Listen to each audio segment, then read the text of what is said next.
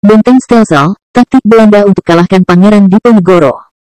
Benteng Stelsel adalah taktik yang dibuat oleh Belanda untuk mempersempit daerah lawan dengan cara membangun benteng di setiap sudut kota yang telah mereka kuasai.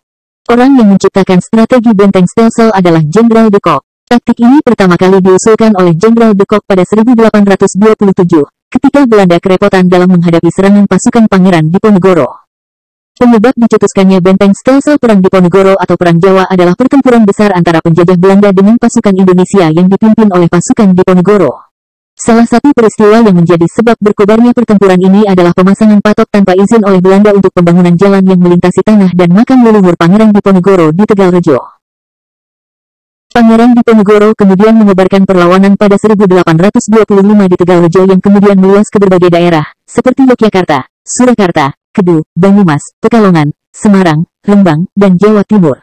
Siasat gerilya yang dipilih Pangeran Diponegoro ternyata berhasil merepotkan pertahanan Belanda. Untuk mematahkan dominasi Pangeran Diponegoro, pada 1827 Jenderal de Kock menerapkan siasat benteng Stelsel. Tujuan benteng Stelsel. Taktik benteng Stelsel dilakukan dengan cara membuat benteng-benteng di berbagai tempat dan menghubungkannya dengan jalan yang bagus. Saat sebuah benteng diserang, maka pasukan dan peralatan perang dari benteng lain di dekatnya akan dapat segera membantu. Tujuan taktik ini adalah untuk mempersempit ruang gerak musuh agar kesulitan untuk melarikan diri. Untuk melawan pasukan Diponegoro, Belanda membangun benteng di beberapa wilayah di Jawa Tengah, Yogyakarta, dan Jawa Timur.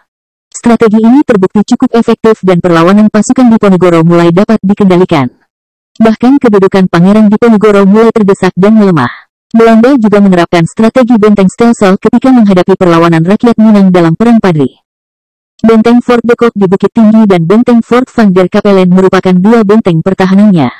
Dengan siasat ini, Belanda berhasil menang, ditandai dengan jatuhnya benteng pertahanan terakhir Padri di Bonjol pada 1837.